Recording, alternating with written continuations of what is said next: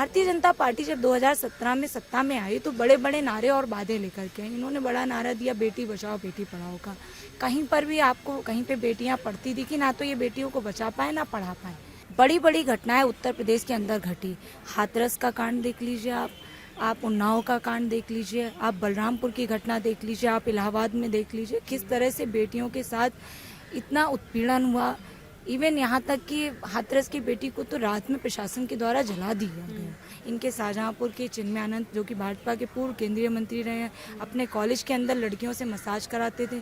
उनके ऊपर आज तक उनके स्कूल पे ना बुलडोजर चला है, ना उनके घर पे बुलडोजर चला है, और उस बेटी पे उल्टा उन्होंने FIR लिखवा दी है। समाजवादी थाली देने जा रहे हैं। भाजपा ने कोई काम ही नहीं किया। भाजपा के मैनिफेस्टो में विकास की बातें ही नहीं है। कहीं भी मंच पे से विकास के अपने मुद्दे नहीं गिना रहे हैं। कहा जा सकता है योगी जी का कहीं ना कहीं दिमाग खराब हो चुका है, इसीलिए वो परेशान और हताश और निराश होकर के उल्टी सीधी बयानबाजी कर रहे हैं। विकास पे भारतीय जनता पार्टी का कोई भी नेता चुनाव नहीं लड़ रहा है। नमस्कार दर्शकों, मैं तान्या अब बनारस की गलियों में आ गई हूँ चाय पे चर्चा करने। आज की हमारी चर्चा जो है वो नेहा यादव जी के साथ हो रही है। नमस्कार मैम। बहुत धन्यवाद। बहुत अपना इंट्रोडक्शन दीजिए आप। वैसे तो आपको इंट्रोडक्शन की कोई ज़रूरत नहीं है, लेकिन अपने बारे में अपनी तरफ से कुछ बोलिए। मेरा नाम नेहा यादव है। मैं समाजवादी पार्टी छात्र सभा की राष्ट्रीय अध्यक्ष हूँ और पार्टी की प्रवक्ता हूँ। नेहा यादव जी यहाँ पे दर्शन करने आई थी, तो हमने चलते चलते इनको पकड़ लिया। बहुत मेहनत मुशक्कत लगी, तब जाके मैम का हमें काफिला मिला है और मैम से मुलाकात हमारी हुई है। मैम अपनी पार्टी के बारे में कुछ बताइए सर। देखिए, समाजवादी पार्टी 2012 से 17 के दौरान रही। हमारी पार्टी ने विकास के मॉडल पे काम किया। हमारी पार्टी ने जो लाभकारी योजनाएं माननीय अखिलेश जी अपने मुख्यमंत्री कार्यकाल के दौरान जो लेकर के आए, वो सभी योजनाओं को धरातल पर उन्होंने लागू किया। आप सड़कों पे निकलती होंगी, आपको डायल 100 दिख जाती होगी। 102, 108 एम्बुलेंस देने का काम समाजवादी पार्टी ने किया। महिलाओं के बेहतर स्वास्थ्य के लिए हौसला पोषण मिशन जैसी योजनाओं को लेकर के आए। लड़कियों और महिलाओं की सुरक्षा के लिए 1090 वुमेन पावर लाइन लेकर के आए। हेल्थ और हाइजीन के दृष्टिकोण से हर डिग्री कॉलेज में, हर इंटर कॉलेज में फ्री सैनिटरी नैपकिन की मशीनें लगाई गई। भारतीय जनता पार्टी जब 2017 में सत्ता में आई तो बड़े बड़े नारे और वादे लेकर के आई। इन्होंने बड़ा नारा दिया बेटी बचाओ बेटी पढ़ाओ का। कहीं पर भी आपको कहीं पे बेटियां पढ़ती दिखी ना, तो ये बेटियों को बचा पाए ना पढ़ा पाए। उत्तर प्रदेश के अंदर, पूरे देश के अंदर जो इन्होंने इतना बड़ा नारा दिया, उसका 79% बजट इन्होंने अपने विज्ञापन पे खर्च करा बेटी बचाओ बेटी पढ़ाओ का। दूसरा नारा इन्होंने किसानों के लिए दिया कि हम किसानों की आय दोगुनी कर देंगे। कहीं भी किसानों की आय तो दोगुनी नहीं हुई, लेकिन 700 किसानों की शहादत जरूर इनके कार्यकाल में हो गई। तो भारतीय जनता पार्टी जो भी वादे और नारे लेकर के आई, ठीक उसके उल्टा इन्होंने काम किया। उत्तर प्रदेश की जनता इनसे त्रस्त आ चुकी है, परेशान हो चुकी है, और 2022 में अब फिर से उत्तर प्रदेश की जनता परिवर्तन करने जा रही है। आपसे मिलने से पहले मैं बनारस के गाँव में घूम रही थी। मोदी जी हमारे यहाँ के सांसद हैं, तो महिला सुरक्षा पे मैंने एक बात देखी कि यहाँ की जो लड़कियां हैं वो बहुत ज़्यादा कतराती हैं, बात करने में वो बहुत ज़्यादा कतरा रही हैं। स्कूल नहीं जा रही हैं क्योंकि उनके मन में खौफ है कि आते जाते हमें लड़के छेड़ देंगे।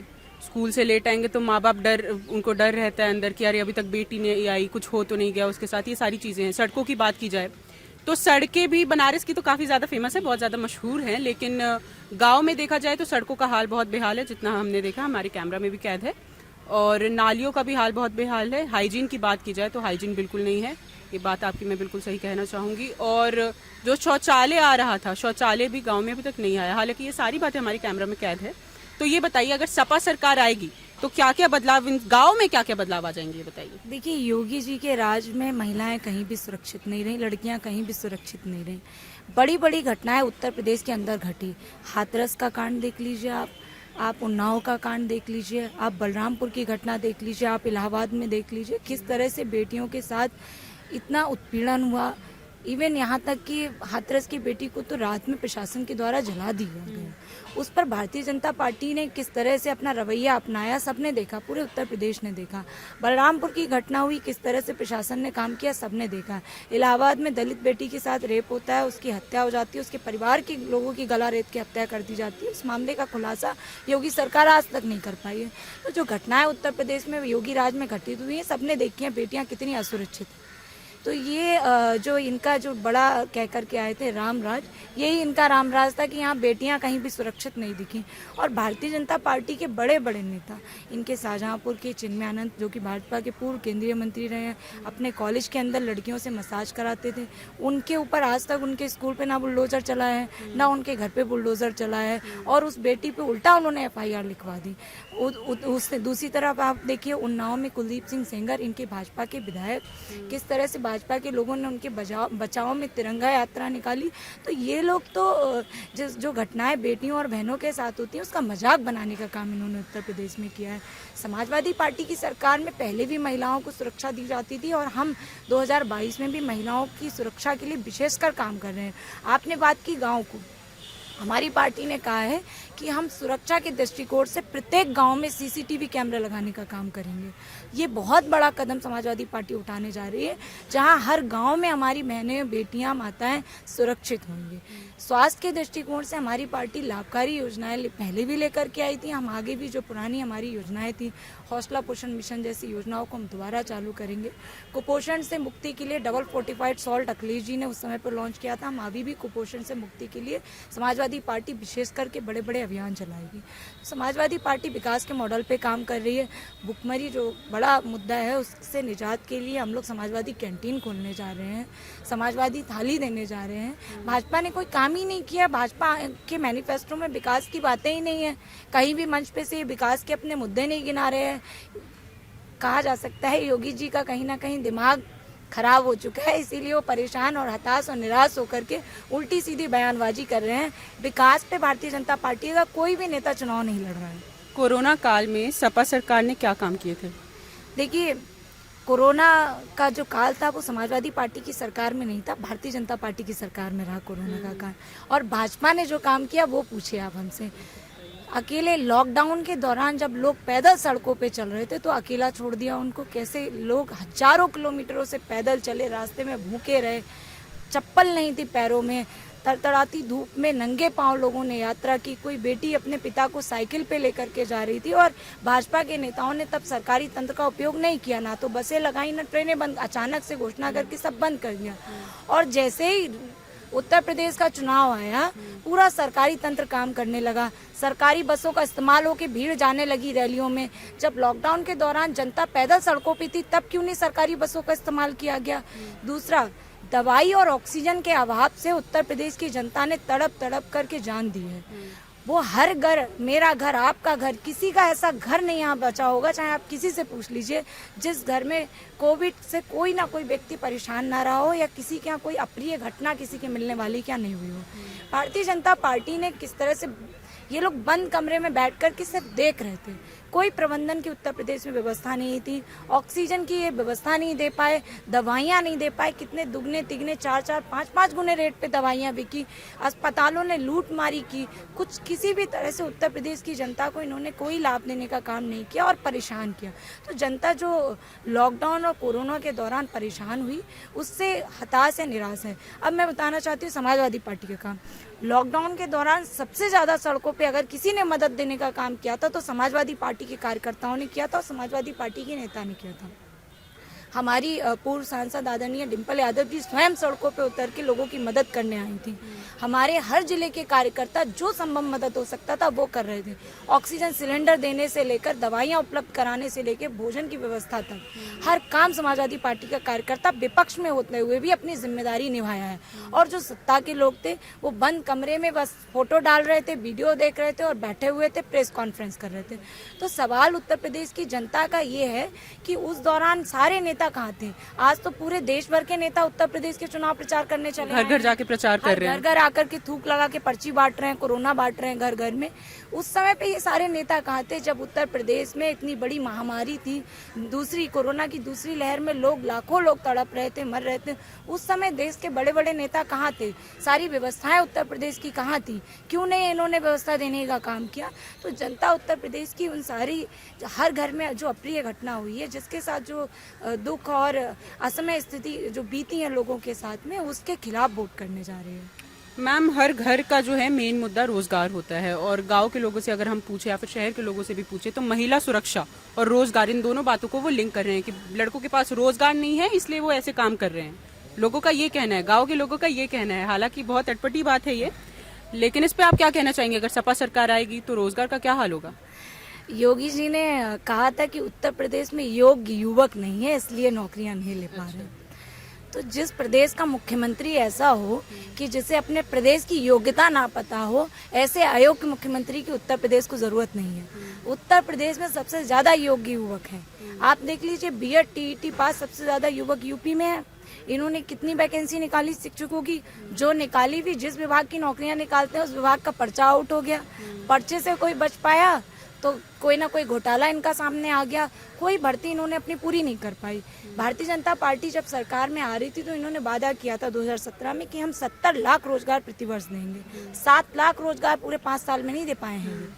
70 लाख रोजगार का वादा करने वाली सरकार 7 लाख नहीं दे पाई, तो आने वाले समय में ये क्या देंगे? समाजवादी पार्टी की सरकार में हमने लाखों शिक्षकों की भर्ती की, सिपाही कर्मियों की भर्ती की, आशु लिपिक भर्ती की, कंप्यूटर ऑपरेटर्स की भर्ती की, नर्सों की भर्तियां की गई, और कई जो मेडिकल कॉलेजेस थे और जो आईटीआई के कॉलेजेस थे उसमें सीटें बढ़ाने का काम किया गया। शिक्षा की जो व्यवस्थाएं थी उनको दुरुस्त करने का काम किया गया। प्राइमरी एजुकेशन को अच्छा बेहतर बनाने का काम किया गया। मिड डे मील की जो सुविधा थी उसको बेहतर बनाने का काम किया गया। आंगनबाड़ी में जो पौष्टिक आहार मिलता था उसको बेहतर बनाने का काम समाजवादी पार्टी की सरकार में हुआ। भाजपा की सरकार में तो जिन पत्रकारों ने मिड डे मील का खुलासा किया, नमक का, रोटी का खुलासा किया, उस पत्रकार को उठाकर योगी जी ने जेल भेजने का काम किया। तो इस उत्तर प्रदेश में ना तो पत्रकार सुरक्षित है, ना बुद्धिजीवी वर्ग सुरक्षित है, ना युवा सुरक्षित है। तो युवा की जो मांग है, सबसे बड़ी मांग उत्तर प्रदेश की आज रोजगार की, नौकरी की मांग है। हमारी पार्टी ने वादा किया है कि हम लोग जो उत्तर प्रदेश के अंदर 11 लाख रिक्त पद पड़े हैं उनको भरने का काम समाजवादी पार्टी करेगी, आदरणीय अखिलेश जी करेंगे। जो आईटी सेक्टर की 22 लाख नौकरियां देने का काम आदरणीय अखिलेश जी करेंगे। हम लोग रोजगार और नौकरी को प्राथमिकता से लेने जा रहे हैं और प्राथमिकता से हम रोजगार और नौकरी देने का काम करेंगे। समाजवादी पार्टी के राष्ट्रीय अध्यक्ष इसीलिए नौजवानों और युवाओं का नेता उन्हें कहा जाता है, और सबसे ज़्यादा आदरणीय अखिलेश जी की रैली हो, चाहे जनसभा हो, चाहे रोड शो हो, हर कार्यक्रम में सबसे ज़्यादा नौजवान और युवा आपको सड़कों पे दिखेगा। तो वो नौजवान और युवा जिस उम्मीद से अखिलेश जी को मानता है, उन नौजवानों और युवाओं की हर उम्मीद पूरी करने जा रही है समाजवादी पार्टी। सुरक्षा से आपने पूछा, हम सुरक्षा के दृष्टिकोण से 1090 जो हमारी विमेन पावर लाइन पहले ओपन की गई थी, हम उसे और दुरुस्त करेंगे। महिला पुलिसकर्मियों की इकाई खोलने का काम करेंगे। हर गांव में सीसीटीवी कैमरा लगाने का काम करेंगे। बेहतर स्वास्थ्य के लिए हम हौसला पोषण मिशन योजना के साथ साथ और जो हमारी योजनाएं हैं पार्टी की, उनको लाने जा रहे हैं और उनको हम लोग धरातल पे लागू करेंगे। मैम, मोदी जी जो है यहाँ के सांसद हैं और कहा था कि काशी को क्योटो बना देंगे। तो क्योटो तो हमने अपने कैमरे में कैद कर लिया है, वैसे उसका पूरा जर्नी कैद कर दिया है, लेकिन मेरी कैमरामैन से रिक्वेस्ट है कि ये क्योटो दिखा दे जरा। क्योटो दिखा दीजिए जरा। ये गंदगी देख लीजिए। क्योटो में ऐसा ही तो नहीं होता है कहीं? मोदी जी ने बड़े बड़े वादे किए थे कि हर खाते में 15 लाख आ जाएगा। किसी के खाते में 15 लाख आया? उन्होंने कहा था कि हम काशी को क्योटो बना देंगे। ये देखिए गंदगी सामने दिखाई है उधर, ये काशी का क्योटो है। इन्होंने कहा था कि हम बुलेट ट्रेन चला देंगे, कहीं बुलेट ट्रेन चली। हवाई चप्पल पहनने वाले को हवाई जहाज में बैठा देंगे। हवाई जहाज में तो बैठाना छोड़ ही दीजिए, चप्पल जो पहनता था आदमी लॉकडाउन के दौरान पैदल चलवाने में मजबूर कर दिया, और जो चप्पलें थी वो भी लोगों की चली गई। तो जिस तरह से बड़े बड़े वादे, मैंने कहा ना, भाजपा लेकर के आई थी, जो बड़े बड़े काम और बड़ी बड़ी योजनाएं लेकर के आई थी, कहीं पर भी इन्होंने कोई काम नहीं कर पाया है। और अब बनारस की जनता भी समझ चुकी है इनकी चीज़ें, और जो वादे लेकर के मोदी जी आए थे, अब आने वाले चुनाव में मोदी जी को भी जनता बनारस की जवाब देगी, और उत्तर प्रदेश के चुनाव में बनारस में बड़ा परिवर्तन, महापरिवर्तन होने जा रहा है, जो कि अखिलेश जी द्वारा होगा। जो बिल्कुल समाजवादी पार्टी माननीय अखिलेश जी के नेतृत्व में बनारस में बड़ा परिवर्तन होने जा रहा है। क्या लगता है आपने, अखिलेश जी ने जो जो वादे किए हैं या फिर जो जो आपके एम है, आप कितने सालों में पूरा कर पाएंगे? देखिए, हमारी पार्टी सत्ता में आते ही अपने जो वादे किए हैं, अपने जो मैनिफेस्टो हैं, उनको हर योजना को लागू करने का काम कर देगी। तत्काल प्रभाव से। हम लोग धरातल पे उनको लागू करके दिखाएंगे और हमने करके दिखाया है। 302 किलोमीटर का एक्सप्रेस वे मात्र 18 महीने में हमने बना दिया। ये 5 साल में बनारस की सड़कें गए थे हम चौड़ी कर देंगे। बनारस में सबसे बड़ी समस्या जाम की है, क्योंकि ये अनप्लान्ड सिटी है। जाम से निजात देने की हर भाषण में बात करते थे। आप कहीं भी सड़कों पे निकल जाइए, बनारस में जाम ही जाम की समस्या है। लेकिन समाजवादी पार्टी की सरकार बनेगी तो आदरणीय अखिलेश जी ने कहा है कि हम हर तरफ से, हर जिले से, हर रोड पे आने जाने के लिए रास्ता आसान करने का काम करेंगे। हर जगह जिस तरह से सड़कों का चौड़ीकरण होगा, नए नए एक्सप्रेस वे बनाए जाएंगे, तो बेहतर काम समाजवादी पार्टी की सरकार में होगा। हम इंफ्रास्ट्रक्चर पे भी बेहतर काम करेंगे। मेरी कैमरामैन से रिक्वेस्ट है, अगला प्रश्न बोलने से पहले मैं ये चीज़ दिखाना चाहती हूँ मेरे दर्शकों को, जो कि 1 महीने पहले घाटों पे लगाया गया था, बनारस के घाटों पे लगाया गया था बजरंग दल द्वारा, और ये लिखा हुआ है कि ये निवेदन नहीं चेतावनी है। ये बात इसमें लिखी हुई है और इसमें बोला गया है कि गैर हिंदू धर्म के लोगों का आना घाट पे मना है। तो इस पे आप क्या कहना चाहेंगी? देखिए, हमारा जो देश है भारत, गंगा जमनी तहजीब का देश है और हमारे यहाँ जितने धर्म और जातियों के लोग इस देश में रहते हैं उतने कहीं नहीं रहते। तो जो प्रेम और सौहार्द यहाँ बना हुआ है, भारतीय जनता पार्टी और इनके जो आनुषंगिक संगठन हैं जो कहीं ना कहीं भाजपा के लिए काम करते हैं, चाहे वो आरएसएस हो, चाहे विश्व हिंदू परिषद हो, चाहे बजरंग दल हो, इस तरह के जो विश्व हिंदू परिषद हो, इस तरह के जो संगठन है वो भाजपा के लिए काम करते हैं। और ये लोग चाहते हैं कि हमारा जो देश है वो कहीं ना कहीं सांप्रदायिकता की आग में झुलसे, ध्रुवीकरण हो यहाँ, तुष्टीकरण हो यहाँ। लेकिन हम लोग जो है वो सामाजिक सौहार्द बनाने वाले लोग हैं। हमारी पार्टी, हमारे नेता और देश की जनता सामाजिक सौहार्द बनाने वाली है। भारत संविधान पे चलने वाला देश है। हम लोग संविधान को मानने वाले लोग हैं और जैसा संविधान कहेगा, जो संविधान जिस रास्ते पे हमें ले जा रहा है, जिस रास्ते पे हम चल रहे हैं संविधान के अनुसार, हम वैसे ही काम करेंगे और इस देश की जनता संविधान को मानने वाली है। इस तरह के पोस्टर, इस तरह की उल्टी सीधी बातें लिखने से ये हो सकता है इनका सोशल अट्रैक्शन बनाना चाहते हो, लेकिन ये निगेटिव पॉलिटिक्स है, पॉजिटिव नहीं है। तो इस तरह के लिखने से और बोलने से उत्तर प्रदेश में, बनारस में, कहीं भी जगह पे कोई फर्क नहीं होने वाला है। और इनकी ध्रुवीकरण, तुष्टीकरण और सांप्रदायिक दंगा भड़काने वाली जो भावना है वो पूरी तरह से उत्तर प्रदेश में फेल हो चुकी है। कहीं पर भी आपको दिख नहीं रहा होगा, ये कहीं पर भी सफल नहीं हो पा रहे हैं। यही डर है, यही भय है योगी जी में, यही डर है भारतीय जनता पार्टी के लोगों में कि इस बार हम ना तो सांप्रदायिकता की आग बढ़ा पाए, ना हम कहीं दंगे भड़का पा रहे हैं। तो ये डर है, ये भय है, क्योंकि अभी यूपी की जनता काम पे वोट देने जा रही है, यूपी की जनता विकास पे वोट देने जा रही है। और अब जनता इतनी समझदार हो चुकी है, कोई नेता वोट मांगने जाता है तो उसके काम पूछ रही है। 2020 में किसान आंदोलन काफी ज्यादा तेजी में था। हालांकि अभी इन लोगों ने सारे तीनों अपने लॉस जो हैं वो वापस ले लिया, लेकिन फिर भी लखीमपुर में जो घटना हुई उसमें अजय मिश्र टेनी के बेटे आशीष मिश्र टेनी को जो है रिहा कर दिया गया। तो इस बारे में आप कहना चाहेंगे किसानों में नाराजगी काफी ज्यादा है इनको लेके, एमएसपी नहीं पूरा हो पा रहा है, गन्ने का भुगतान नहीं हो पा रहा है। तो समाजवादी पार्टी अगर आई तो वो किसानों को कैसे खुश करेंगी? देखिए, भारतीय जनता पार्टी के जो गृह राज्य मंत्री हैं अजय मिश्रा टेनी, उनके बेटे ने किसानों के ऊपर जीप चढ़ा दी, किसानों को रौंद दिया। उसके बावजूद भी भारतीय जनता पार्टी ने कोई भी एक्शन नहीं लिया उनके ऊपर। किसान सालों बैठे रहे धरने पे, कोई एक्शन भारतीय जनता पार्टी ने लिया। आदरणीय अखिलेश जी ने जब एक रात रथ चला दिया, उस एक रात के रथ ने इनके कदम पीछे करने को मजबूर कर दिया और इन्होंने कृषि कानून वापस लिए।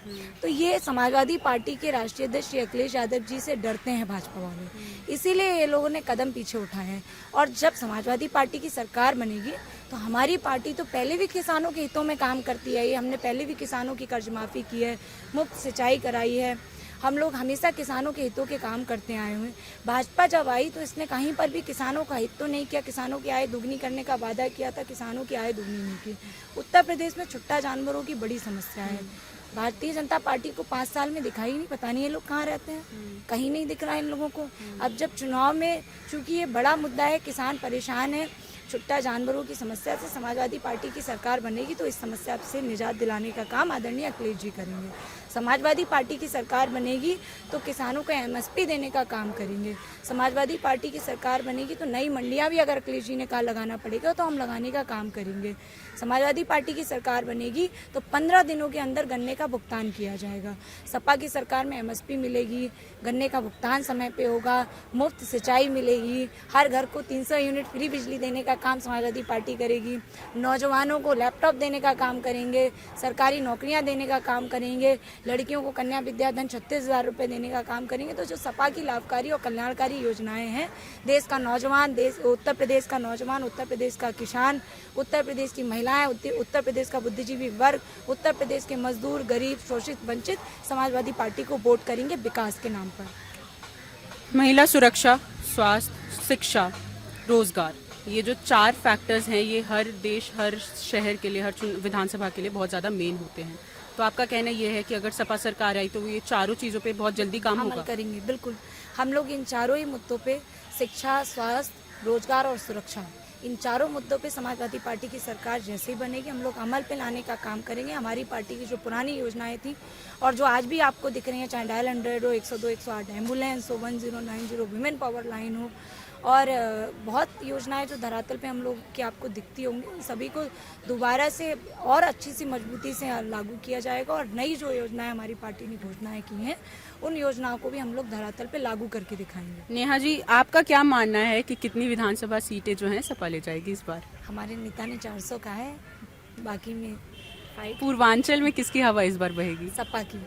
सपा की बहेगी। और अगर पूरे यूपी की बात की जाए तो सपा। पश्चिम से भारतीय जनता पार्टी का सुपड़ा साफ हो चुका है।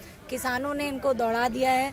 ये वोट मांगने जा रहे थे जब इनके नेता किसी गांव में नहीं घुस पा रहे थे। जो किसानों की नाराजगी थी उसको इन लोगों ने भुनाने का बहुत प्रयास किया, लेकिन कहीं पर भी किसानों को मना नहीं पाए। तो किसानों की जो नाराजगी थी पश्चिम से इनका पूरी तरह से खदेड़ा हो चुका है। पूर्वांचल से भी भाजपा का खदेड़ा होने जा रहा है। बीजेपी के जो प्रचारक हैं वो इस बार काफी अलग अलग तरह की खबरें हमें सुनने को मिल रही है। एक जगह उठक बैठक लगा रहे हैं, घरों में जा रहे हैं, गाँव से भगाया जा रहा है। तो इस सब बातों पे आप क्या कहना चाहेंगी? चाहे ये उठक बैठक लगा लें, चाहे मंचों और माइकों से माफ़ी मांग लें, उत्तर प्रदेश की जनता इतनी जान चुकी है कि ये इनके छल हैं, ये कपटी लोग हैं, ये ढोंग करते हैं, ये सब कुछ इनका एक दिखावा है। ये उत्तर प्रदेश की जनता समझ चुकी है। अब किसी भी तरह के इनके बहकावे में आने वाली नहीं है। लोगों का ये भी कहना है कि भाजपा के आने के बाद जातिवाद जो है काफी ज्यादा बढ़ गया है। नहीं, देखिए, समाजवादी पार्टी की सरकार में तो बिल्कुल भी ऐसा नहीं था, लेकिन भारतीय जनता पार्टी की सरकार में एक विशेष जाति के लोग थानों पे तैनात थे, एक विशेष जाति के लोग बड़ी बड़ी पोस्टों पे थे, एक विशेष जाति के लोग सरकार चला रहे थे। हर जगह पे एक विशेष जाति के लोग थे। उसके बावजूद भी भारतीय जनता पार्टी कह रही है कि हम लोगों ने दलितों, पिछड़ों का सम्मान किया। पिछड़ों के लोगों के नाम पर इन्होंने वोट लिया, केशव प्रसाद मौर्य को चेहरा बनाया, बाद में उनको स्टूल पे बैठा दिया। तो आप देखिए, पिछड़ों की नाराजगी भारतीय जनता पार्टी से बहुत है, दलितों की नाराजगी भारतीय जनता पार्टी से बहुत है। पिछड़ों के आरक्षण के साथ खिलवाड़ करने का काम भारतीय जनता पार्टी ने किया। आप देखिए, 69,000 शिक्षक भर्ती में आरक्षण में इतने बड़े पैमाने पे घोटाला हुआ और भाजपा को अंततः मानना पड़ा जब कोर्ट ने इसको संज्ञान में लिया। तो भाजपा ने जिस तरह से घोटाला किया है, पिछड़ों की हकमारी की है, पिछड़ा जाग चुका है। और आज पिछड़ों के जो नेता थे बड़े बड़े, वो भी समझ चुके हैं और समाजवादी पार्टी के साथ आ चुके हैं। और वही हमारे नेता आदरणीय राष्ट्रीय अध्यक्ष अखिलेश यादव जी सोशल इंजीनियरिंग पे काम कर रहे हैं। हम लोग सोशल इंजीनियरिंग के साथ साथ सामाजिक न्याय के मॉडल पे और विकास के मॉडल पे सरकार बनाने जा रहे हैं। मैं एक बात और गौर में रहना चाहूंगी कि इस बार के चुनावों में, 2022 के चुनावों में बीजेपी ने एक भी मुस्लिम कैंडिडेट जो है नहीं उतारा है। ऐसा क्यों किया होगा उन्होंने? देखिए, ये भारतीय जनता पार्टी की अपनी सोच है। हम लोग तो सबको लेकर चलने वाले लोग हैं। समाजवादी पार्टी तो प्रेम और सौहार्द और स्नेह की पार्टी है। जो प्रेम और स्नेह और सौहार्द हमारी पार्टी हर धर्म, हर जाति के व्यक्ति को देती है। हमारी पार्टी में हर धर्म, जाति के व्यक्ति का सम्मान है। भारतीय जनता पार्टी कहीं ना कहीं धार्मिक भेदभाव फैलाना चाहती है, जातिगत भेदभाव फैलाना चाहती है। इसी बेमनस की भावना से उन्होंने नहीं दिया टिकट। लेकिन समाजवादी पार्टी जो सामाजिक सौहार्द पे काम कर रही है, हम लोग सबको लेकर के चलेंगे और उत्तर प्रदेश में सबके साथ से ही हमारी पार्टी की सरकार बनने जा रही है। चलिए, बहुत बहुत धन्यवाद मैम। चाय पे चर्चा थी ये, लेकिन चाय तो पूरी की पूरी ठंडी हो गई। इस बात के लिए मैं माफ़ी चाहूँगी। तो अभी हमने बात की नेहा यादव जी से, इनकी पूरी बातें सुनी हमने। सपा क्या इस बार चेंजेस लाएगी, क्या बीजेपी ने गलतियां की है और उसको सपा कैसे सुधारेगी, ये सारी बातें नेहा जी ने बताई। तो इस सब बातों का फैसला तो मैम 10 मार्च को हो जाएगा। क्यों? बिल्कुल 10 मार्च आ रहे हैं अखिलेश जी। 10 मार्च आ रहे हैं अखिलेश जी, इन्होंने लास्ट में एकदम सटीक लाइन बोल दी है। तब तक के लिए मैं तान्या, देखते रहिए न्यूज नशा, कैमरामैन इंदर मोहन के साथ। और आप हमसे जुड़े रहने के लिए सब्सक्राइब करें YouTube पर, फॉलो करें Twitter पर और लाइक करें Facebook पर। और ज्यादा जानकारी के लिए आपको टाइप करना होगा सिर्फ न्यूज नशा।